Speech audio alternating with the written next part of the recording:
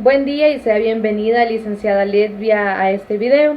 El motivo de la realización de este video es para abordar el tema del proyecto de la asignación de la clase de Historia de Honduras y también para dar culminación a la última fase de dicho proyecto. Las personas que integramos este grupo son Jensi Álvarez, Ritzy Morales, Mayerly Bonilla, Samantha Chavarría y su servidora Ivy Anabel Amador Elvir, estudiante de la carrera de Psicología en la sede de Daniel Paraíso de la Universidad Cristiana Evangélica Nuevo Milenio. El tema que escogimos mis compañeras y yo ha sido el de la crisis política del año 2009 en nuestro país, Honduras. A lo largo de este video, licenciada, mis compañeras y yo tocaremos diferentes datos interesantes e importantes de lo que sucedió en este lapso de tiempo de la crisis del año del 2009, que ha dejado pues en la mente y en el corazón de muchos hondureños. Ha quedado marcado porque gracias a la información que hemos recolectado mis compañeras y yo a través de la investigación, hemos visto que muchos de los hondureños concluyen que en este lapso de tiempo el país, en este punto, se encontraba en condiciones o vías del desarrollo y en mejores condiciones en las cuales nos encontramos hoy. A mí realmente hay un dato muy interesante que me ha llamado mucho la atención, que ha sido específicamente que todos los hondureños dicen. Entonces me pregunto yo, ¿por qué? Pues porque realmente a través de todo esto me he dado cuenta de muchas cosas que pues en aquel momento yo era una pequeña y pues ahora veo, y realmente el país no se encontraba tan mal. Recuerdo pues que en las escuelas se daba la merienda escolar, se donaban pupitres y también en los hospitales había más abastecimiento de medicamentos, se encontraban también algunos equipos necesarios. En el sector agrícola era muy apoyado y también muchos de los sectores se encontraban pues en buenas condiciones y realmente se veía y se podía oler la esperanza de que el pueblo pudiera pues avanzar y pues primero Dios alcanzar algunas metas que se tenía pues propuestas como país. Lastimosamente pues no sucedió así, porque en este año se dio el golpe de estado que lo estaremos viendo. El país se despertó una mañana con 2 presidentes, no teníamos presidente, se eligió un presidente temporal, el cual dio una ley que las personas que cursaban año lectivo en educación pudieran pasar al siguiente año gratuitamente, por decirlo así, sin ningún esfuerzo. En ese tiempo también no quiero dejar escapar este dato, que las personas mayores cuentan que se daba el bono 10,000 y también que los ancianos contaban con muchos, por decirlo así, muchas cosas a favor, ya que se encontraban pues que en las tarifas de la energía eléctrica no pagaban tan alto. Entonces son muchos de los datos en los cuales estaremos tocando mis compañeras y yo. Espero, licenciada, este video sea de su agrado y podamos cumplir con las expectativas que usted desea de nosotras. A continuación la dejo con mis compañeras que tocarán más a profundidad este tema. Muchas gracias. Mi nombre es Jensi Nayeli Álvarez Osorio. La crisis política en Honduras trata de los eventos desde el anuncio de Manuel Zelaya de realizar un referéndum para convocar una Asamblea Nacional Constituyente en la que presuntamente, según la actitud de Zelaya, se permitiría lo que es la reelección inmediata, con la cual se dio inicio a una disputa entre los diferentes poderes del Estado hondureño y se produjo lo que es el golpe de Estado, que se dio en el año del 2009, una fecha que fue el 28 de junio. Incluso en ese mismo año en la que fue donde se expulsó de Honduras al presidente Zelaya y dio un nuevo paso o un nuevo nombramiento, lo que fue a Roberto Micheletti. Esta sucesión es considerada legal por todo el estamento institucional y jurídico de Honduras. Sin embargo, el informe de la Biblioteca del Congreso ha sido criticado por errores de interrupción. Han declarado que el informe del Departamento de Asuntos Políticos de la ONU contiene una información muy engañosa y muy falsa.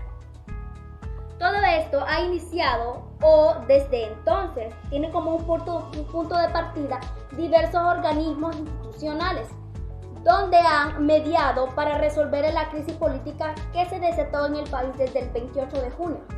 Algunos de ellos teniendo como objetivo primordial la reinstitución de Zelaya en la presidencia de Honduras. El gobierno del señor Micheletti ha sido acusado por diversas violaciones a los derechos humanos que tenemos como derechos en la sociedad, como ser la censura a la libertad, la privatización hacia la expresión, lo que son las torturas y el secuestro a los opositores.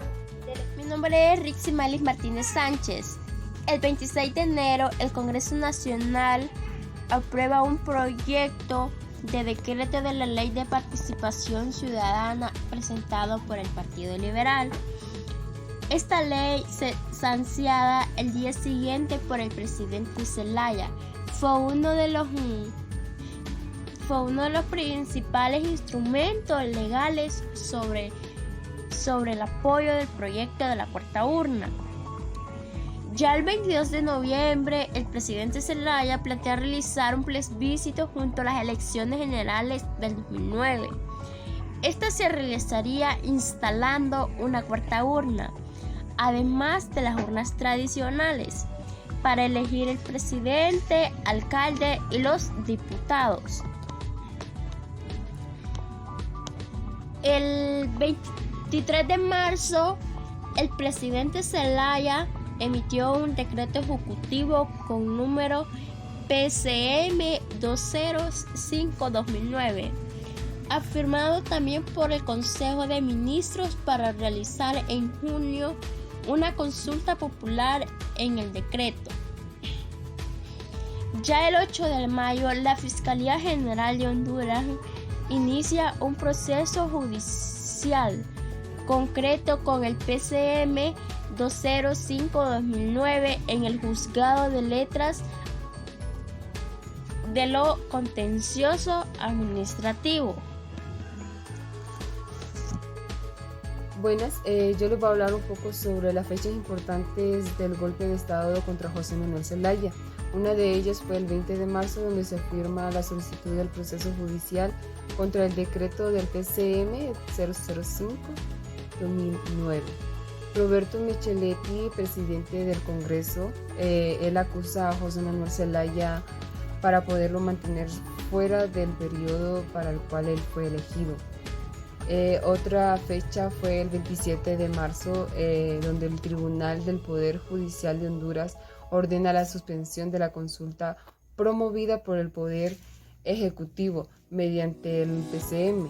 El 23 de marzo, en el cual no había sido publicado todavía, la Iglesia Católica juega un papel bastante importante, donde él está a favor de la comunicación entre los hondureños para salir de la supuesta crisis política producto de la propuesta de la cuarta urna para un fin de poder redactar una nueva constitución. El 29 de noviembre el Poder Electoral convoca a nuevas elecciones el 29 de noviembre.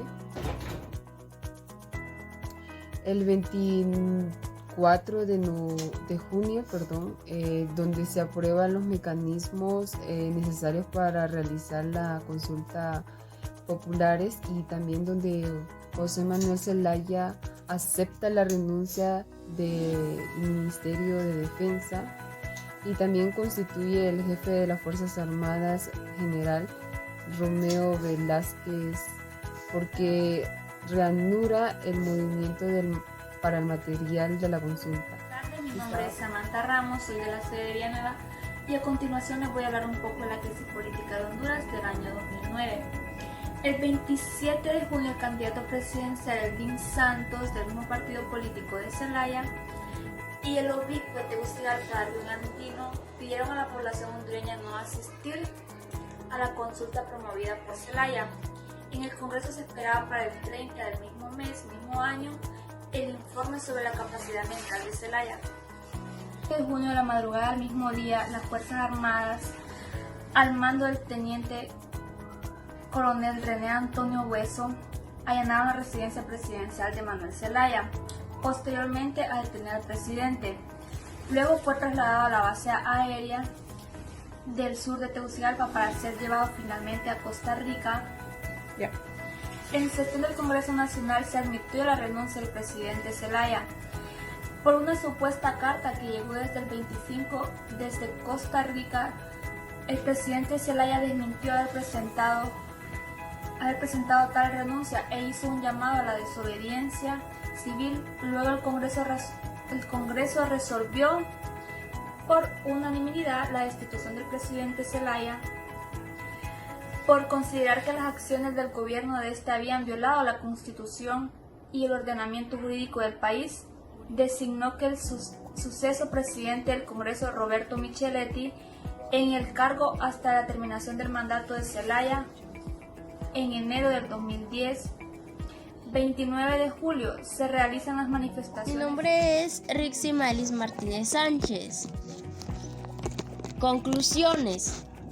El golpe de Estado fue innecesariamente justificado en las acciones del gobierno Zelaya. Aún las controversiales han sido reformas de alcances limitados, no son de naturaleza revolucionaria ni constituyen un riesgo a la estabilidad democrática. También la clase política y un sector empresarial de coherente perspectiva estratégica no han descubierto que la mayoría de las acciones del gobierno del presidente Zelaya son válvulas de escape para deducir la presión social. También la clase política y grupos empresariales, usando lentes ideológicos de 30 años atrás, también han exagerado y han distorsionado la naturaleza del gobierno depuesto. No son de naturaleza revolucionaria ni constituyen también un riesgo a la estabilidad democrática, al régimen del gobierno o a las estructuras económicas, sociales y un poder estable